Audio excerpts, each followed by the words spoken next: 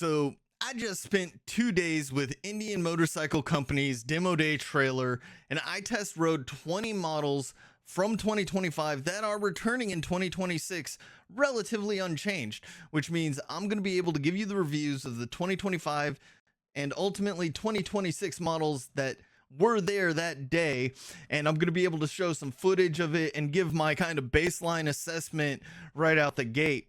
So right after this, we're going to have all the reviews. Each lineup will take about 2 to 5 minutes for that lineup. You'll have a video of the route I took in the background of all of them, so you kind of get an idea of what I was and wasn't able to do within the confines of the demo day.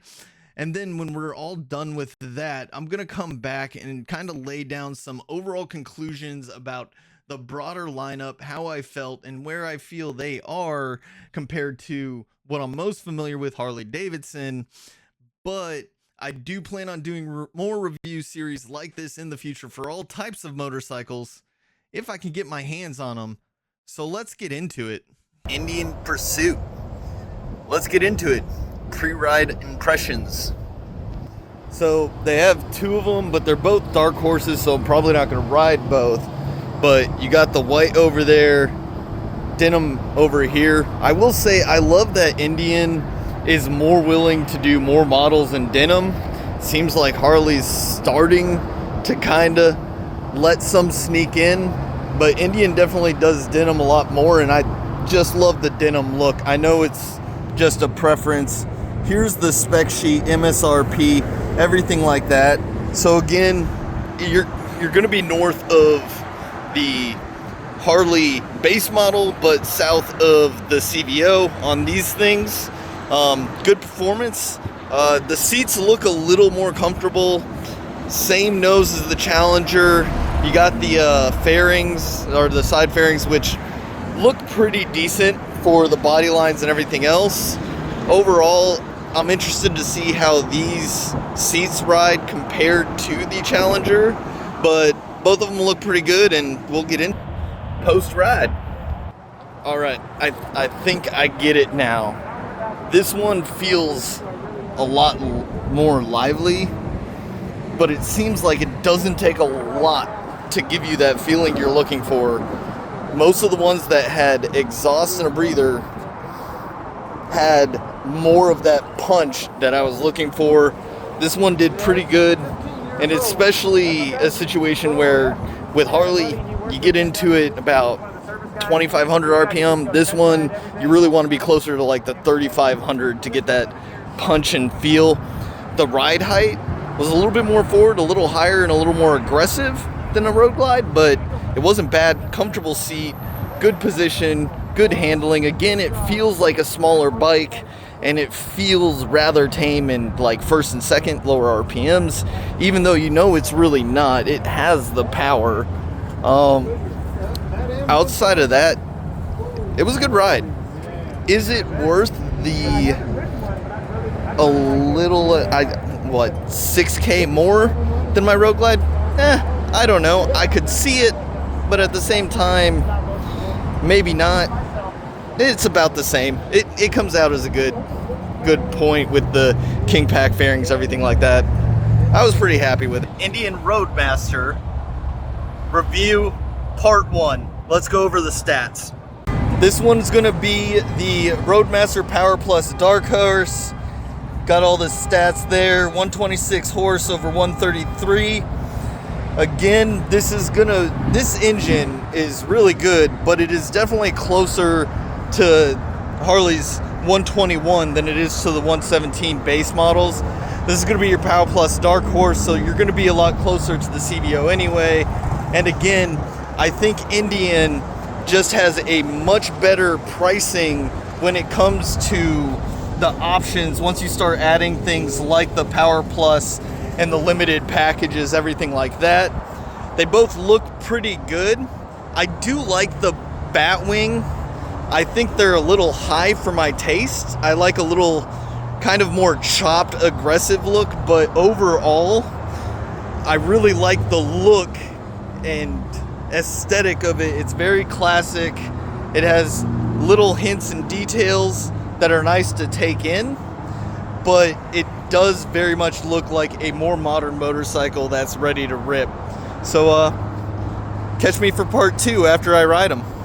This one's the limited. I didn't get to have that for part 1, so I'll show the spec sheet for this one and part 2, but let's get into it post ride. Like I said, here's the limited and its spec sheet. It looks pretty good, about the same as the Power Plus. I will say it is noticeable on the limited that the Power Plus is pumping out quite a bit more, and I'm gonna be really honest, this is just opinion, but it feels like you sit so high on this one. The Power Plus over there, oh, it's gone. The Power Plus no, it's over here. That one that I just rode sits a little bit better, so you're a little bit lower in the seat on the Power Plus, but it's great for handling. But as far as like how much wind you're catching, it's definitely noticeable that you're getting quite a bit more on these guys. And on this limited, I was sitting up so high, I got on the highway, I raised this windscreen, it really distorts your view, and it created a lot of buffering against my helmet at high speeds, so I ended up dropping it back down. Overall, it's a good bike, but the ride position I'm not a huge fan of because you're so high up, and it also makes you feel like you're reaching a lot more for these foot controls. Even though they're in about the same place, it just feels like you're reaching a lot more because of your sitting position. Again, which is very good for handling low speed stuff. I felt very stable on it. It just felt awkward coming from a road glide or something where you sit a little bit lower. Indian Challenger. This one's the limited, that one's the dark horse. I'm not gonna get a straight apples to apples for base models, but they're pretty close. Looking at the spec sheet, this is gonna give you a 121 with 126 horsepower, 133 foot-pounds of torque. A couple other things. I think the standout features are the adjustable windscreen. I believe this still has on-screen adjustable preload, as well as ride modes, and a couple other features that are pretty good, comparable to the Harley Davidson. I will say that this 112 engine competes much closer to the CVO with the Harley lineup, but Indian does have better performance package pricing than Harley, so I will give it that. As far as styles, first impressions, they're good looking bikes, but I feel like the nose on both of these is a bit blocky. That's just my opinion. I'm gonna get both these out on the road and we'll give a part 2 with how I feel about it after the ride. If you're waiting for me to say that I bought the wrong one because I got a road glide, that's not gonna happen, but this thing is pretty good. All right, let's talk about the Challenger ride, feel, performance. It's a pretty solid bike. I honestly gotta say the riding position is a lot different, and the bike feels a lot lighter and smaller than your road glide does, and it's almost noticeable because it doesn't feel like you're on a bike this big when you start riding out on it.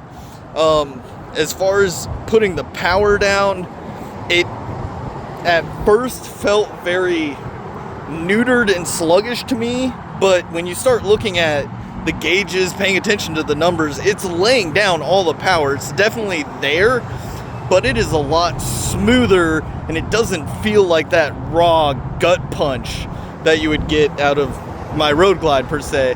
And as far as like handlebars easily swapped out, it definitely has a very different riding position than I am used to. It's not bad, doesn't take long to get used to it. Overall, it's a really solid bike. Chieftain, Dark Horse Limited, and Power Plus. Let's show the specs and initial impressions. Starting over here, this is the Chieftain Dark Horse. That is a pretty good, 116. It looks good. It looks a lot like the Roadmaster, just a little bit more. Over here is the Power Plus, and I can show you that spec sheet real quick. Just go ahead and pause anytime if you want to read them, anything like that. This one looks good. I do like the Indian paint on it. Red and black is just, it's my thing. I love it. Kind of the same critique with the Batwing, where it's a little bit taller than what I would like. It doesn't look bad though. We'll see about riding position. I'm hoping, just based on looks, it looks like you sit a little bit lower than you would on a Roadmaster, and I think I'm going to like that. This one I'm pretty excited about. Both these should be pretty solid bikes. It is it. That is the one. Let me tell you. This Chieftain Power Plus feels so rowdy. I was right on my initial. I love the seating position. I love the fairing. It feels so aggressive. It gives you the power. It does not feel refined like some of the bigger bikes over there. The power is very consistent, very refined. You know it's there, but this one gives you that feeling of let me get rowdy. If I was in the market for an Indian right now, it would be one of those two. The Chieftain is amazing. Both of them, even the Limited, not the Power Plus, gave me a ton of power. It just wanted to be slammed into the ground, ride me like no tomorrow. It feels like a perfect mix between my Go Hard Sportster and my Road Glide. Absolutely loved it. I cannot praise it anymore. This is probably going to be my favorite one, but we'll see how the rest of the tests go. Indian Springfield. This one's the classic. They do have two of them out here. This one looks, I love the look. This is a very classic, heritage classic. It really screams heritage classic to me. I'm sorry. Here's the spec sheet on this one. 22 out the door. Well, not out the door. You know better, I know better. Lots of chrome. Love that super classic front end. Hard bags are nice design. Overall, I love the aesthetics of this guy. And its counterpart over here, another Springfield. Again, you're getting the Thunderstroke engine on this one as well. Oh God, it won't focus. There it is. 2499 with 126 foot-pounds of torque. This one looks real mean too. Again, denim paint. Indian does more denim paint than Harley. I love them for it. I really do. This one has more of a Road King vibe. I don't know if I'll ride this one. I probably will. Not a huge fan of ape hangers, but we'll see how that goes. Both of these look great. They have a very classic look, very traditional, good design bags for what they are. Yeah, I'll have to see how they ride. Indian Springfield, post ride, I really liked it. Very comfortable, classic. It's not something that screams like, hey, I want to like go fast. It's just a really cool, chilled out, classic kind of beach cruiser vibe. First gear is a little deceptive. It doesn't feel like it's going to be rowdy, but second and third really open it up. My only kind of complaint on it was this kind of sticks out a lot, and if you're a shorter guy, my leg was all the way up against it pretty much every ride. Other than that, great look, great feel, pretty balanced, enjoyable. Indian Springfield with the big bars. This one was all right. I honestly didn't realize how much I liked the windscreen on the other Springfield, but this one, you just felt like a parasail. Again, this one has a breather and an intake on it, so it just really opened up. I still say, like, in first gear, it wants to deceive you. The Springfield in first gear is like, oh, don't worry, we're just here to cruise. Let's not get scared. And then in second and third gear, it just pops and it gives you all that extra power that you weren't ready for. I did not like the bars. I was right on that. I do not like the high hand position, but overall, this was a really good bike, and honestly, because of the way that ride went in my position in it, I got to lay into this one pretty hard. And I mean, without that windscreen, once you hit 70, 80, it felt like it was trying to rip you off, but it was a good ride. I like the Springfield. Good Indian Chief lineup. I have 4 options they have out here that I'm going to be able to go through. Starting with the Sport Chief. Looks really good. Classic, nice little windscreen, no bags. I love that it comes stock with the Fox shocks. I got those for my Road Glide. I couldn't be happier with the brand and company. It's a great suspension system. Absolutely love it. And then they have this one over here, which is the Chief Dark Horse. Give you the sheet right there. A little bit cleaner design, a little bit more stripped down.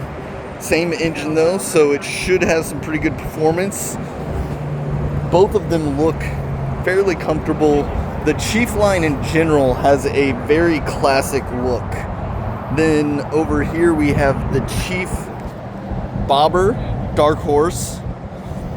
Good looking bike. I love the bobbers. I think the Scout and Chief Bobber look really good. Love what they're doing with this, and I'm really excited about this one, the Chief Sport RT, which looks like it has amazing performance. Again, something that gets you around town, but it has enough windscreen and storage that you can do light trips on it. No big issues with it. Looks like a great seating position. And what's nice is in 2026, they announced they're going to do a Scout Sport RT. So this will kind of give me an idea of where that's going. And again, because it is a sport, you're rocking those Fox shocks, which I love. So I'll probably break up the part 2 for the Chief series into 3 or 4 videos. We'll see how much I have to say about the individual models, but looks like a good line. Sport Chief and Sport Chief RT. Honestly, good body position, real aggressive. It feels like a canyon carver, something that just wants to be beaten into the ground and saying, hey, let's fucking ride. I liked it. I had it in sport mode. Both of them, you know, pretty good performance, good suspension. It just really lets you lay into it. And it was a really good time. No real complaints. I mean, obviously it's a little bit of a smaller bike, but for what it is, I would say it's a really good little hooligan. A lot like my Sportster, just wants to be rid. Chief Bobber. I honestly expected it to feel a little bit more neutered than the Sport, and while suspension, everything like that wasn't as aggressive as the Sport, and the windscreen did help a lot on the Sport, this thing actually still has a lot of the power, a lot of the feel. Did really well. I expected it to be neutered, and it really wasn't. Pleasant surprise. In sport mode, it definitely gets after it. On the highway, it wasn't nearly as bad as that cheap or Springfield over there with the ape hangers as far as wind. I guess these speakers is just a little windbreak, and it helps out quite a bit. I actually enjoyed it. Indian Scout 101. This one needs to be standalone from the Scouts by itself because it is good. Inverted forks, the good suspension there, adjustable, everything like that. It's the same power plant, 1250. Throw up the tag right there. This one I feel like is comparable to the Sportster S in a lot of ways, but the Sportster S is a much more modern look, and this one has really good performance numbers. I think the Sportster S does a little bit better on power and performance, but this one's going to be really fun to ride. See how it does. Has an extremely clean look. It obviously is built and designed to just get out there and rip, a lot like the Sportster S. I am excited about this test ride. Then you got this guy, sitting in the back of room, just yelling, "Feed me!" The Indian Scout 101 was so good. I'm almost shaking. It just laid it down. I was able to do a really good rip on the highway, broke it loose in first and second a couple of times, but it all kept it very manageable. Suspension handled everything, just really made it smooth and precise, and it had the power to lay it out. These Scouts are very small and cramped, but they are so good at what they're asking to do. They are asking to go to your local version of the Tail of the Dragon and just let it loose. I'm a big fan of the Scout line. I need to get on a Sportster S because based on price, power, performance, the Sportster S is going to be the comparable. It has more horsepower though. I need to know what that's like now because this thing is amazing. Indian Scout lineup. I'm really excited about the one behind me. This is the Scout, Super Scout Limited. This is the one I'm looking at for possibly my wife's first bike. Great looking bike. It has a good mix between, like, say, Heritage Classic and Sportster. It should be fairly manageable, decent riding position, but enough to get down the highway. I also have the Scout Bobber Limited over here. Looks really nice again. Indian's been doing really good with the denim paints and the bobber looks. I think this one will be a good ride. Great entry level. Obviously it's performing well and people are liking it. And the last one over here is going to be the Sport Scout for this run. And again, just like the Chief, I will probably break these up into 2 or 3 depending on how much I have to say about the Scout lineup. But they look good, decent little plants. Obviously they're on the smaller side, but great for around town and things like that. We also have the 60 over here, which I'm probably going to ride, and I'll break this one out by itself. It's obviously going to be a little lower on the power. You're not going to get as much, not as much power or anything like that, but as far as riding position, I can see them being extremely comparable, so probably a great around town bike. Anything can be a starter bike with the right mentality, but don't call this a sleeper because it'll creep up on you. Scout Bobber. I expected this to be neutered and not as aggressive as it is. It's very small. Didn't like the bench rest, backrest, but it does hold you in pretty tight. And in sport mode, no matter what RPM you're sitting at, when you twist it, it is giving it to you. This engine is just always spooled, ready to put down the power. It's super smooth. I broke the wheels a couple times in second, so like it will get squirrely if you let it, but it is an aggressive, sharp bike with absolute great ability to put power down, especially considering it runs out to 9K RPM. I didn't expect it to hit as hard as it did, even at like 3.5. Great bike. I am shocked. So I stick with it. This is a Heritage and a Sportster at a one night stand, and this is where we're at. Good bike, good feel, small, a little cramped. Running boards are meh, a little awkward, but not terrible.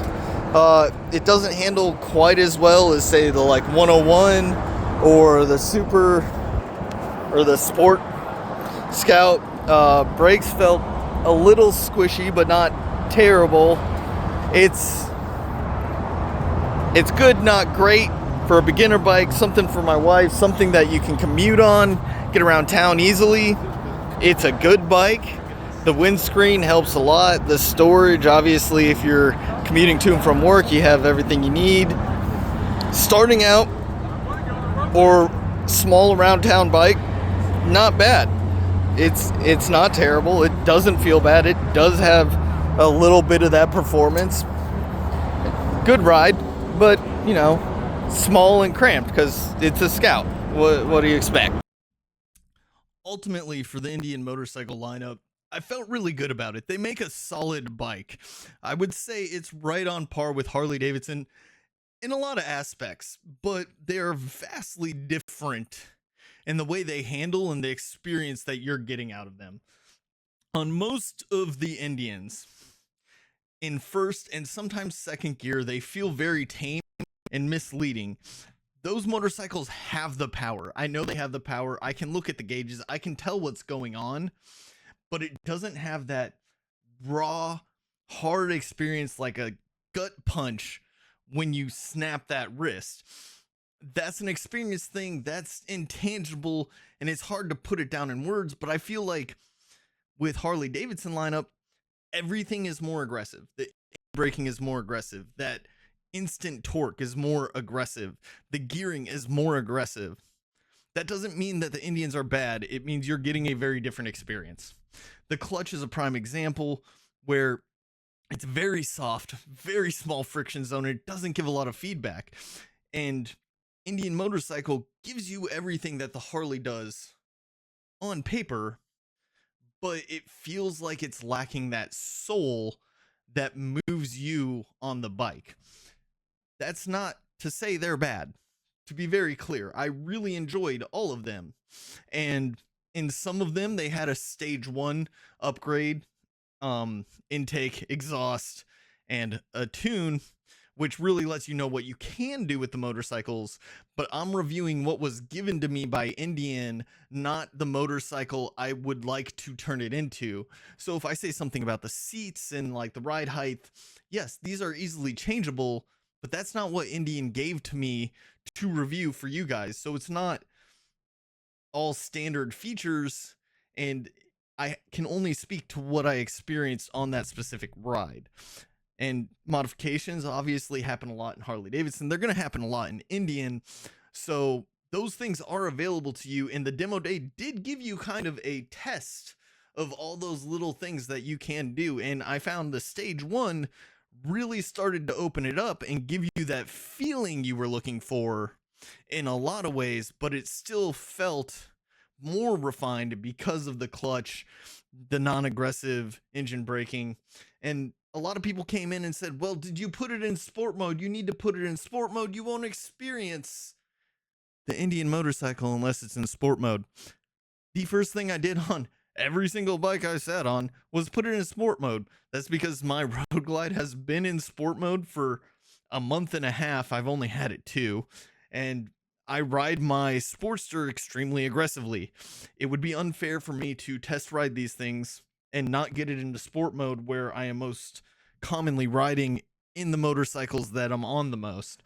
So everything went into sport mode. I did test them out in sport mode. The Super Scout is the only one that I left in normal mode for a little while, simply because I'm looking at that for my wife potentially, so I wanted to know what that difference was. Indian has a lot to offer. They really do. They have more adjustability for what your screens and outputs are giving you as far as information about what's going on with your motorcycle than Harley does. But they don't have customizable ride modes, which honestly, for a rider experience, that is something that matters. Because if I want a sport mode, I don't want what the factory gives me. I want to be able to tweak it to the exact way that I ride. And Harley Davidson gives that to you. Indian does not. Indian has other features that are more versatile, though, like their audio settings. They have a 9-way equalizer, where Harley Davidson has a, hey, this or that option. And those differences are there. So I can easily understand why anyone would go with either model or brand when moving through that world or making that choice. But the Indian motorcycle is going to be a very refined, tailored experience that's going to be great for cruising down the highway and doing long trips.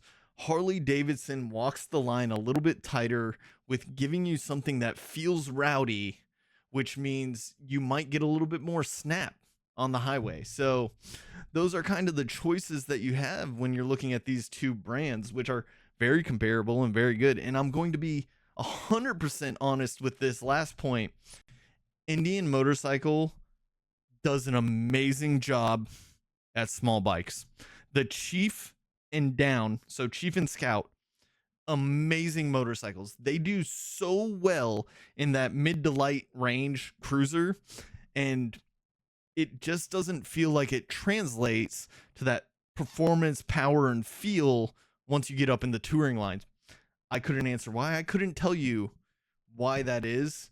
But if you're just getting in, I understand why so many young riders are going to Indian, because their small bikes rip. They have an amazing feel. They're ready to carve canyons. So if Indian could take some of that feeling and experience from their little bikes and get it translated into the touring line, there's no telling where the roof on that is. Those are just my takes. Let me know about your opinions. Let me know if there's any motorcycles you'd like to see in the future. Like I said, I want to do reviews on everything if I can get my hands on it. But if I get specific requests, I will work a lot harder to try to get my hands on that brand or lineup. Thanks for hanging out.